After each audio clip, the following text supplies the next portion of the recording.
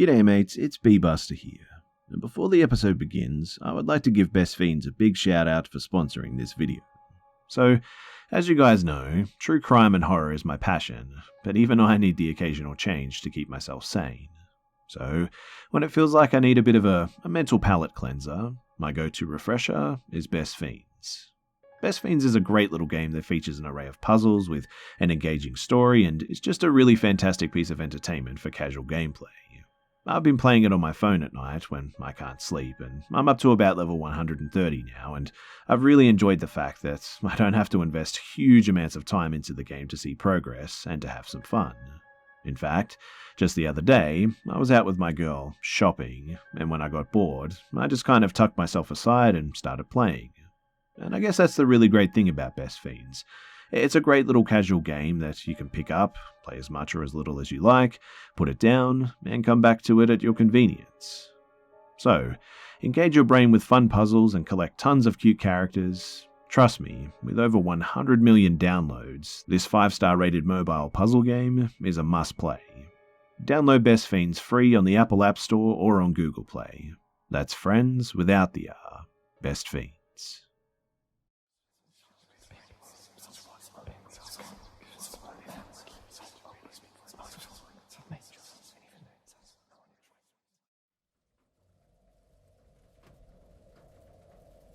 This all occurred when I was 6 years old. My grandmother lives on basically a huge farm, and she grows coffee and other plants and has cattle, etc. If you don't have a Jeep or some sort of off-road vehicle, it's really tough, if not impossible, to make it up to her place, as it's surrounded by thick rainforest, and most people use horses or motorcycles on the trail. Typically, we had a Jeep that we would be able to drive all the way up there, but it was getting repaired, I think, or someone else was using it or something, and we had to take a cab there to visit. It was around midday and the cab dropped us off where the paved road ended. It was about a 1.5 mile walk to my grandma's place, and we'd walked this plenty of times in the past. There were homes along the trail, but they were far and few between. I was with my parents and little sister, 2 years younger at the time, and nothing eventful really happened. It was a bright summer day, pretty hot, but the forest shade helped. And I remember playing with one of my favourite toys. It was the Green Ranger that you could push a button and his head would switch from this normal head to this helmet. And anyway, I was playing with it as we walked along the trail. We then arrived to a small stream. My parents are easily able to jump over it and keep walking. They look behind them and I could see them watching me to try to make the jump, just sort of smiling at me. I do make the jump, but drop my toy in the process and it gets picked up by the stream, so I immediately start following after it. I can hear my parents yelling for me, but I'm too focused on catching my toy. And this next bit, I still remember vividly to this day. All of a sudden, I'm like in this field with very tall grass. It's surrounded by trees. The one thing that I notice is that it's eerily quiet. I should mention too that this is a Central American forest and it is never quiet. There are always hundreds of birds and monkeys and other small animals everywhere. At the time I didn't think anything of it, but then I hear something weird, like chirping, and I see small tiny orbs in the tall grass. I'm not afraid of them, more like intrigued I guess. They're amongst the grass like the way that you would see an animal's eyes, but they're sort of weightless and floating. I start walking towards them, but then I get scared and run away towards the forest. I remember getting sleepy as I fell against a tree trunk, and the next bit I won't go into much detail on it as it's just things my parents have told me, but also I don't want to be doxxed. But where I live, my dad's side of the family is pretty important with big ties to the government, senators, judges, military, etc. And my dad reached out to his brother who was the chief of the police and his brother-in-law who was a general. And they basically had a huge search for me, using police and military assets. About 1,000 people total combing through the jungle, dogs and helicopters, the works. They actually found a few bodies in the process, believe it or not, that had stab or gunshot wounds, most likely gang members. And, long story short, I was missing for 2 days, and the next thing that I remember is waking up in the back of a bus, the bus driver waking me up and asking if I was okay. I immediately start crying and asking for my mum. Luckily, too, my mum actually had me memorize our home number, so they call and I get picked up. Police investigate, thinking that it may have been a kidnapping attempt. They think once they found out who was kidnapped, they must have put me on a bus. I tell them my story, and a few of them think that something else took me. The thing that they think that took me is something that a lot of people believe where I live, especially people out in the fields. It's less believed in the major cities, but they're basically described like small people who kidnap children, kill livestock, or ruin crops and whatnot. Basically, mischievous little things. And a telltale sign of them being present is seeing small floating lights in trees or amongst tall grass. People say it's their lanterns that they carry, but who knows? Some of my older cousin kids said that it was the Rona who took me but got tired of me and dumped me on a bus. Who knows really, but it was a strange one to say the least.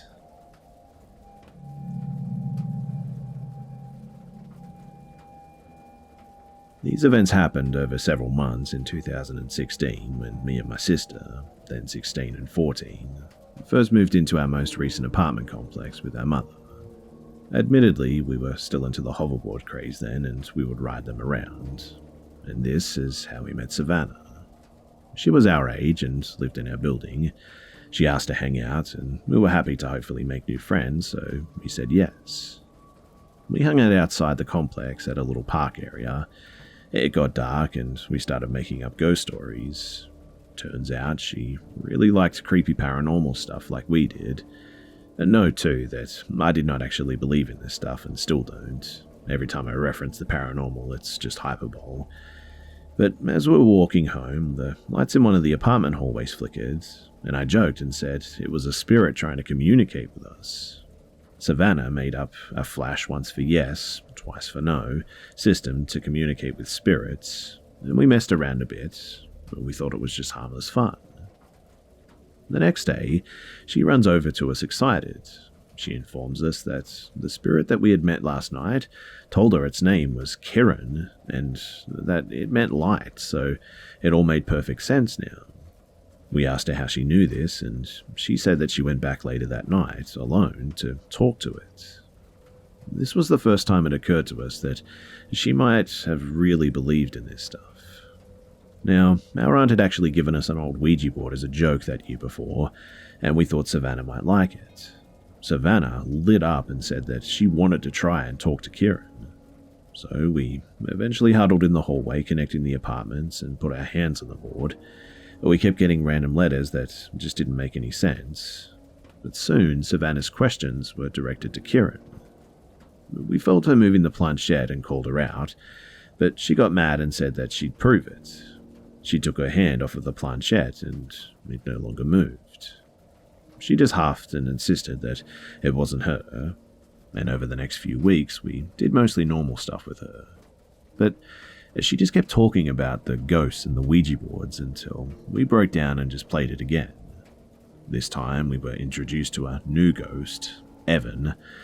We knew that it was Savannah moving the planchette, but we were curious about the story that she was making, so we let her follow through. Evan was a ghost, or demon rather, about our age who wanted freedom from a greater demon controlling him. That greater demon's name was Kieran. Savannah's parents called her inside, and conveniently, Evan had to go too. He told us that he'd protect us against Kieran, especially Savannah, and Savannah commented on how cute that was for him to offer that. A few days go by normally, but then Savannah's back to tell us that she actually has a boyfriend. But we're happy for her, honestly, until she tells us that his name is Evan. We're wondering what she's talking about, and she explains that while sleeping over at another friend's house, something had tugged off her shorts while she slept. She'd woken up and heard Evan's voice. Then he'd visit her in her dreams and ask to date or something like that. She said yes, of course, and we know that she made up Evan, so we're kind of like, what's wrong with you? And we don't talk about the demon stuff anymore after that. Now, Savannah was extremely possessive over her friends. When she'd see us with someone else, she'd text us non-stop about why we hadn't invited her. We tried to keep our distance, but she lived on the ground floor and literally watched out a window, waiting for us to come outside. She'd honestly just latched herself onto us, and we didn't know much about her home life, but she always seemed troubled. She had scars on her wrists and talked about running away from home. Her parents seemed alright from the outside, if rather strict and religious. We still hung out with her because we were worried, but we started feeling weird about it. Worse too is that she'd randomly just show up holding her hand out, saying Evan was holding her hand. She'd look at random things and laugh when no one was talking because Evan had told her a joke. Once she made us feel her cheek where it was supposedly warm from Evan kissing her, and I can assure you that it wasn't. Now, one day, my sister and I were bored from her talking to Evan on the Ouija board. She was still controlling the whole thing and wanted some fun. I texted my mum to call my phone from a blocked number and play creepy sounds. Looking back, this is one of the dumbest things I've ever done, but at the time it was just for fun. So my mum made the call and I put it on speaker. Savannah is living for it, especially when my mum played a track from a scary movie about a ghost. My mum took it a step further though and threw a banana off the third-story balcony for us to see. And Savannah said that it was a sign that Kieran was winning.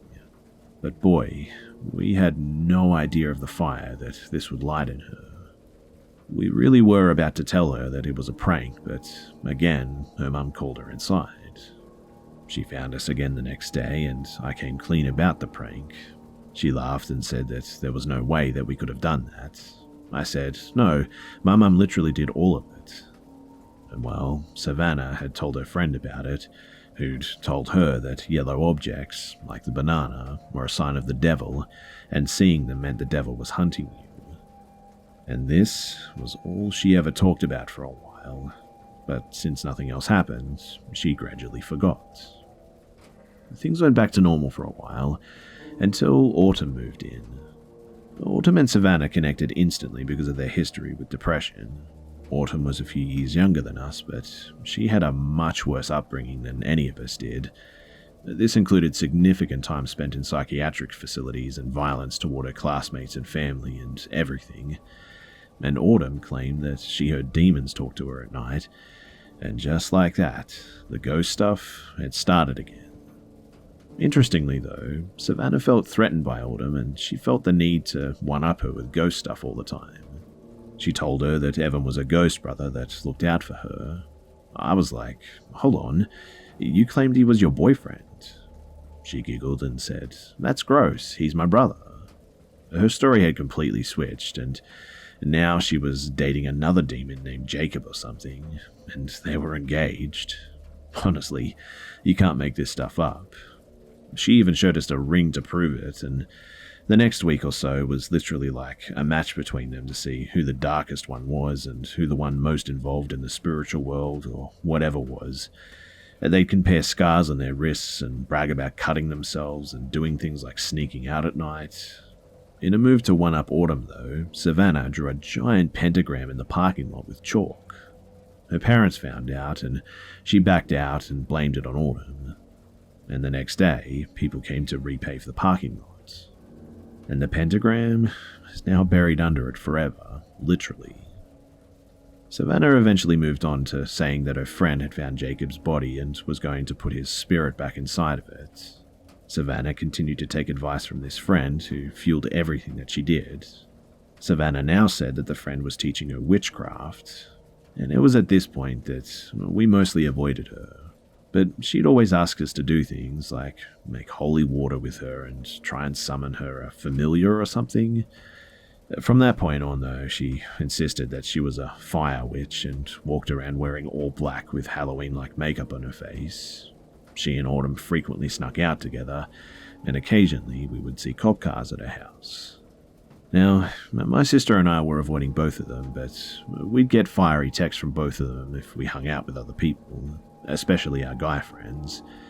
Once they actually saw us get home and stood in the parking lot pretending to be possessed. Autumn also cut off all of her hair and claimed to have tried to kill her teacher. My sister and I knew that it was a lie, or at least we hoped, but Savannah took it really seriously. She'd go around telling neighbours of terrible crimes that she committed or wanted to commit. She even told us that when she'd first seen us outside with the hoverboards, that she'd wished for them to just blow up. Now one day, we saw the police come to her door, and the officers had jackets that said that they were from the Juvenile Justice Department. Her mum pulled me, my sister, and our mum outside to explain what was going on, because apparently 2 years ago, they discovered Savannah talking with a man online, and her messages to him were hiring him to come and literally kill her parents after making threats of killing them a few days before. And we were able to confirm the story after pet sitting for them and finding court papers about it. We'd known that she was on probation, but she'd always tell us different stories as to why. Savannah continued to beg us to hang out with her after that, even inviting herself to spend the night. We would avoid her at all costs, but she would just follow us everywhere. It kind of died down when Order moved out, thankfully, and Savannah moved with her family shortly after this too. Since then, she started doing service hours at horse stables and graduated high school as well. I really hope that she's gotten happier and more stable after that.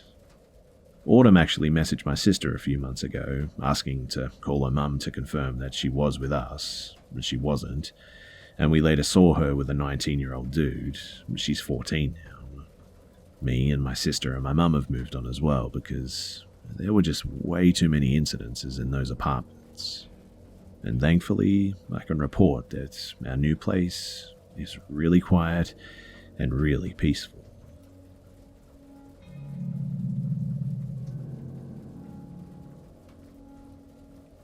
Fall 2017. I was 18 and starting my freshman year at a huge university 8 hours away from my home. Quite a lot was going on in my life, as this was the first time ever moving cities and my first time living parent-free after 18 years of living with limited independence in a strict household. I was going through all of the wacky cultural shock and mental and emotional challenges most college freshmen go through within the first few days of moving into campus. And this was my very first day of classes. So after my last class, which was pretty late and ended around 5:30 p.m, I stopped by a food court to pick up something to eat. I was too hungry to wait to get back to my dorm, so I sat alone at a bench in a courtyard between two buildings and started eating. And yes, I know walking and eating alone was probably a pretty stupid idea, but I was naive and figured that at a huge college campus, I would only be surrounded by other lost and confused students just like me. I also had no friends since I moved into this city or school not knowing a single person, and my raging social anxiety made me hesitant to try meeting new people. But anyways, I was alone on a bench eating my food when an odd-looking couple approached me. A tall, muscular, bald man and a petite Latina Asian-looking woman with glasses and bob-style haircut who was holding a few books. The man was completely silent, but the woman enthusiastically approached me, introducing herself as Carmen in a sort of ambiguous accent. She didn't even introduce the man, and he just kind of stood there silently. She started asking me stuff like my name, year, where I was from, what I was majoring in, before telling me that she was from a Bible study group here in the city that a lot of college students find interest in. She opened a Bible and started reading me some random passage before explaining it, and continued to talk more and more about this group. She asked if I'd be interested, and I quickly shot her down by explaining that I had no time in my schedule with my classes. I took my phone out of my pocket to check the time. She had been lecturing me for about 20 minutes at this point, and I made some weird, ridiculous lie that I can't remember about how I had to leave immediately. She then snatched my phone from me and was like, "Wait, before you leave, I'm going to give you my contact information so you can let me know later if you're still interested," and proceeded to put a number in my contacts. As I said, I was deep in culture shock of the whole brand new college freshman experience. I was terribly shy and I didn't have the confidence to be assertive in this kind of situation. So I just let her do her thing, and she gave me my phone back and I headed back to my dorm. But when I approached my dorm, I realized that I didn't have my keys or wallet. even though I swore I was holding them at the time that the couple had approached me. I frantically ran back to the bench area and searched it thoroughly, went through my backpack, went through the nearby trash can, and nothing. I couldn't get into my dorm without my keys or ID, so I just crumbled to the ground crying, and I called my dad in a panic. This was my first time ever losing my keys or wallet in public, days after moving to a new city, and for an insecure 18-year-old, it felt like my life was practically over. My dad could only do so much from 8 hours away, so he instructed me to call the campus police. I did, and an officer arrived and asked me for details of where I was, what my things looked like, and all that stuff. I didn't mention the odd Bible study couple to him at all because in such a panic I didn't think to consider that they might have had an involvement or any way of reaching my things out of my backpack. I still feel very incredibly stupid for not providing this detail, but the officer gave me temporary dorm access and instructed me to contact the PD daily to check if any missing items turned up. I was overcome with relief when I finally received an email 2 or 3 days later from an RA in a dorm halfway across campus saying that my keys and my wallet were turned in to their lost and found. I never did see that couple around campus again.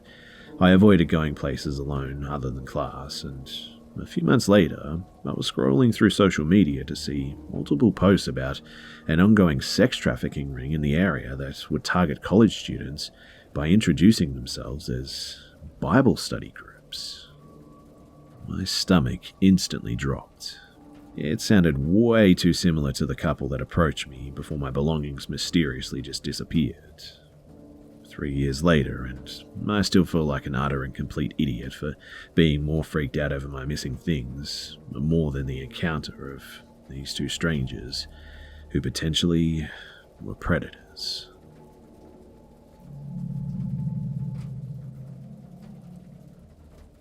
So this happened almost a year ago now when I still lived in my apartment complex, which was in a nice area but seemed to attract the weirdest people. Basically, I live at home with my mum and my younger sister to attend college. There was a neighbour in the building across from mine, an older single woman named Susan. When me and my sister moved in, we'd hang out near her building with a former friend.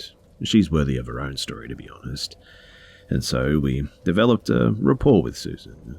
We'd bring her tea when she was sick and walk her dog, and I was next door neighbours with a different woman called Laura as well. Laura is a mother of 2 young kids, and she and her boyfriend like to sit on their balcony, overlooking the parking lot, and sort of smoke into the late hours and into the night. Well, one day, Laura was doing this at around 2 a.m, and Laura texts my mum that there's been an incident. My mum tells me and my sister that we tend to stay up pretty late. We went to the balcony to see what was up. In the parking lot, we see a car that's halfway backed into another parked car, but almost at a side angle. Hard to explain, but I hope you get it. Laura says that the person who was in the car ran away as soon as they hit the other car. The car, however, remained, still running too. So, we're wondering what the hell this was all about. My mum goes downstairs to the car to check for damage when she sees a figure standing at Susan's building. It was a man that we'd never seen before, and he was just standing there. Turns out the owner of the sideways car freaked out because he saw us looking, and claims literally someone stole it and moved it out of the way so that they could have my parking spot. The next morning, my mum texts Susan about the incident, as the sideways car was kind of blocking her. She says that she knows what happened and has us come outside so that she could tell us. She's standing with the man from the parking lot the night before. He introduced himself as Eric and that he's seeing Susan. When we start talking, it turns out that he didn't actually know what had happened. He only saw someone running from the car, but that story's irrelevant now. We get to talking though, and apparently Susan had told him about our family and that I'm studying to be a therapist. I confirm it, and he just lights up. He goes on and on about all the similar work that he's done and thanks me for my service. He starts giving me names of places that I can go for shadowing hours and resources for getting a job. And finally, he tells me to use his name when applying for jobs in the future, and he'd get me a job at the psych center that he apparently helped found. which I looked up and I could never corroborate. But he was very interested, though, that I use his name. Next, he talks to my sister. Susan had told him that she likes movies, so he told her that he had a small speaking role in one of those teen book-to-film adaptations that we used to obsess over. So, of course, when we go home, we look up his name that he gave us, along with the movie title, and nowhere is he pictured in the film or given any sort of credit for it. So, we dropped the movie title and we just looked up his name. And it wasn't a movie that we found. No. Apparently, he'd been infamous in our town for years as someone known as the Child Biter.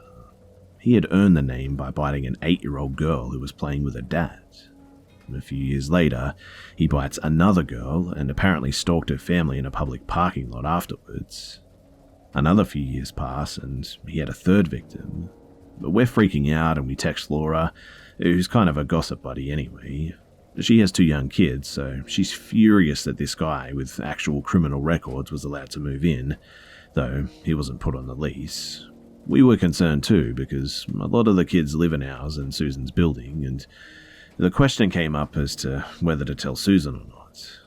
We debated, but decided it was the best thing in the end.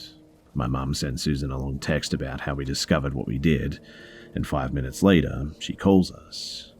She tells us not to believe the news articles and the court records and the fact that he pled guilty because he was politically framed by one of the girl's fathers who was running for some small office or something.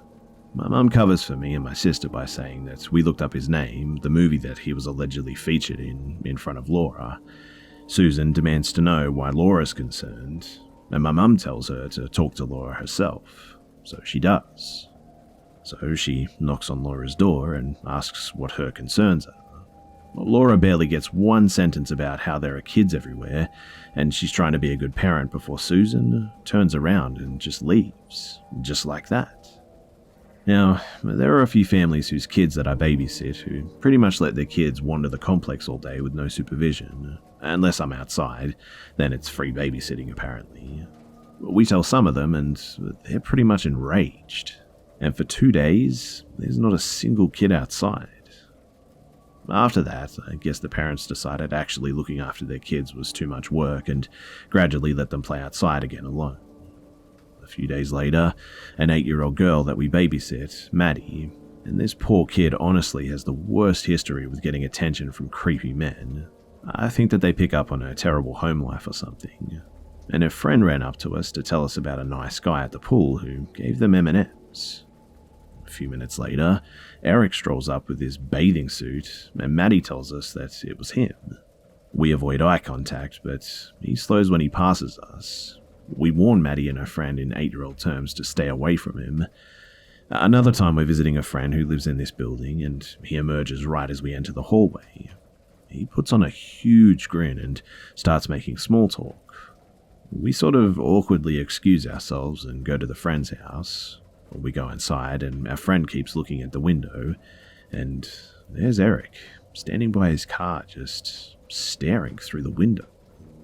Part of our babysitting includes picking Maddie up from the bus randomly in the week when we were asked. The bus stop is right next to the pool, and who do we see in a lounge chair with sunglasses, not doing a thing every single day at the bus time? Eric. Now, we're all kind of angry with this dude, and we contact the property manager who says that she can't do anything because he's not registered as living there. If he stays longer than 2 weeks, though, that he'll be charged for not being on it. And well, the 2 weeks ended, and then after that, we just never really saw him again. I'm still stumped as to why he told me to use his name as a reference when a simple search of his name shows all of his history. Again, I lived in a nice area in a small suburban town. No idea what it was about these apartments that attracted the weirdos and the criminals.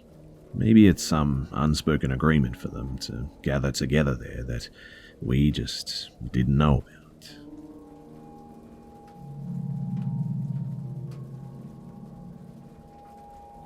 This story happened to my grandmother, and truth be told, it was during their life before she and my mum moved out from their home village, and she experienced quite a few strange things there.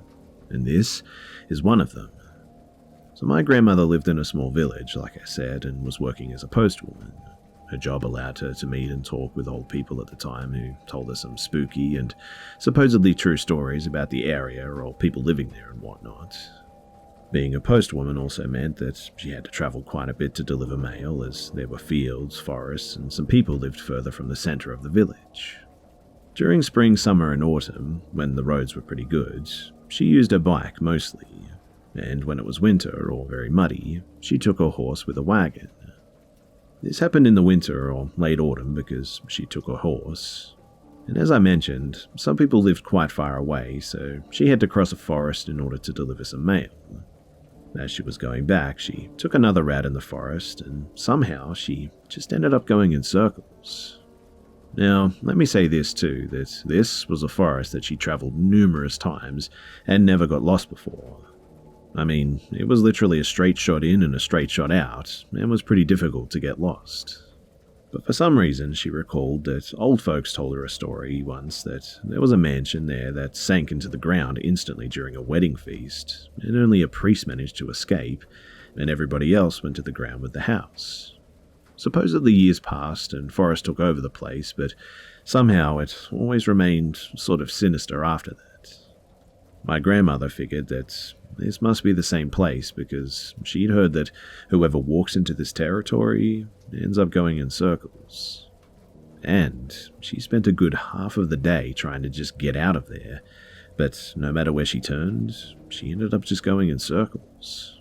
Round and round she went without being able to escape, and then as she got really tired, she just gave up and spoke to a horse. She asked him to take her home and release the reins, thus giving her horse total control and freedom. And that horse brought her home. And it turns out that she spent a good 8 hours in there because it was already night when she returned. To this day as well, she really can't explain what happened there. And like I said, that accident occurred after years of work. She was born in that village, so she knew the place like the back of her hand. And how she spent 8 hours in that forest, unable to escape, is honestly beyond her.